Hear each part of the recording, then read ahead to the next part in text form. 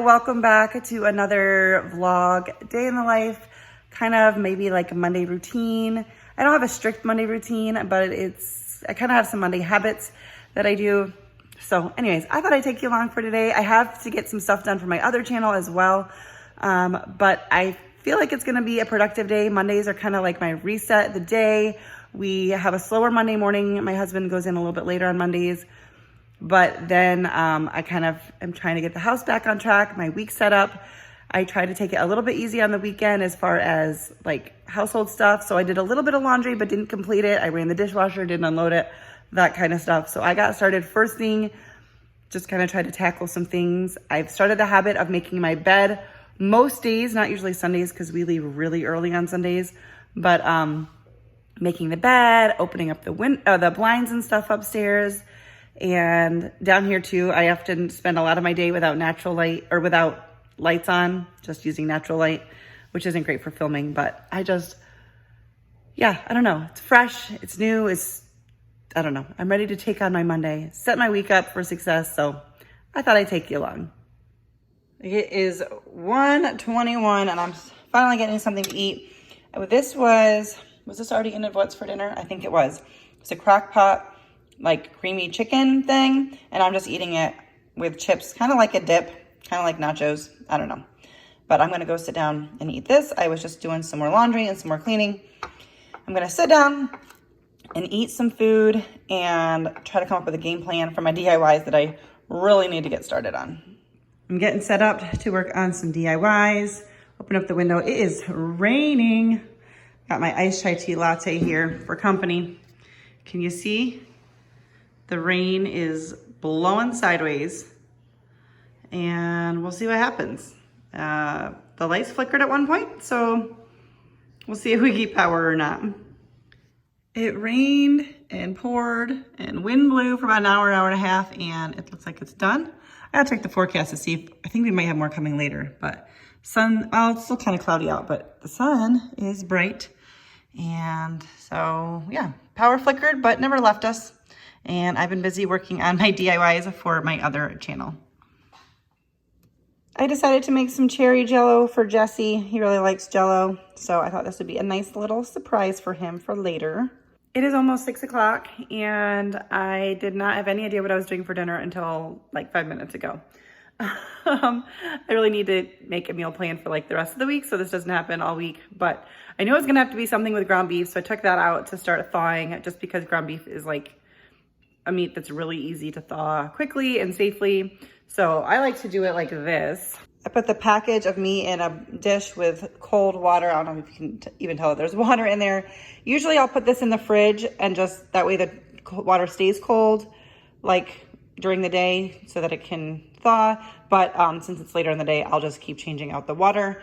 So I was trying to think what I could make for dinner, but I think I have a handful of yellow like baby tomatoes that I could use for like some mashed potatoes. So I'm thinking maybe I'll make a meatloaf and then like just steam up some veggies. We usually eat a little bit later than a lot of people, although Jesse, I usually text him to try to find out like when he ate lunch to see when he's gonna be ready for dinner, because sometimes he doesn't eat till really late. But he said he'd probably be ready by 7:30, so I don't know if I'll be able to quite make it happen by then, because to do meatloaf, you really do need the ground beef thawed, fully thawed. Like if you're cooking the ground beef, you can kind of like cook the outside, you know, then as it cooks, it'll finish thawing. But like for meatloaf, I need to be able to like mush it all together. So anyways, I'll see what I can do, but I need to probably make a meal plan for the rest of the week. But I also still need to finish my DIYs. I am in a bad habit. Well, not every week. Last week I had them done like a week ahead of time.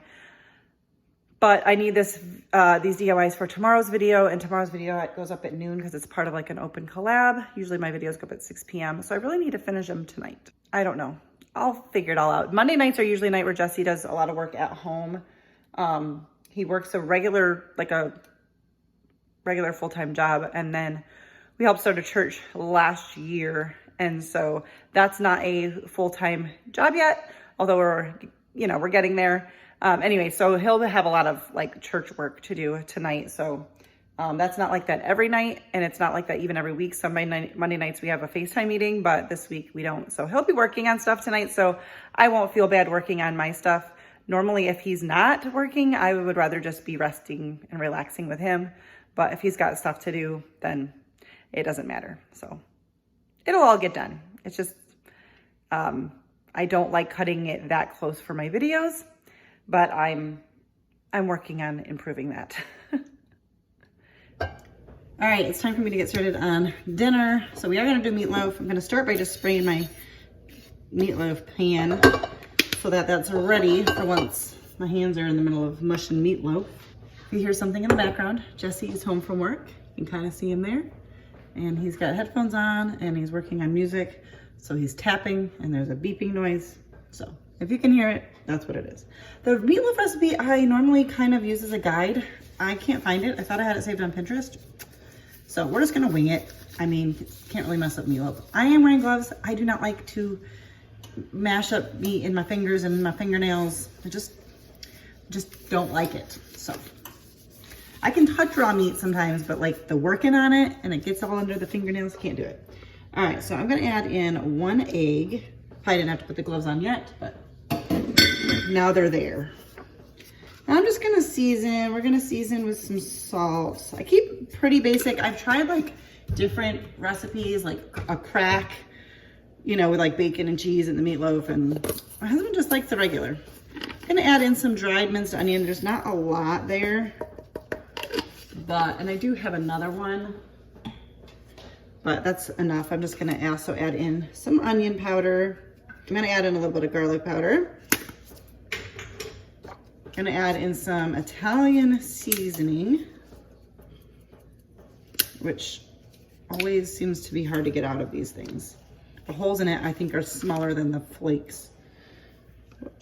And that's probably gonna be good. I'm gonna add in a little bit of breadcrumbs, or panko is what this is. And I'm going to try to start mixing this with one hand in case I need to add in some more breadcrumbs or milk or anything. I'll have a clean hand. I kind of just go based on texture. I don't think I'm gonna add in any milk. I feel like it's not needed. I would love to get one of those meatloaf pans so that has like 2 pieces. One's got like a grate on it kind of so that the fat just is underneath the loaf. That would be awesome.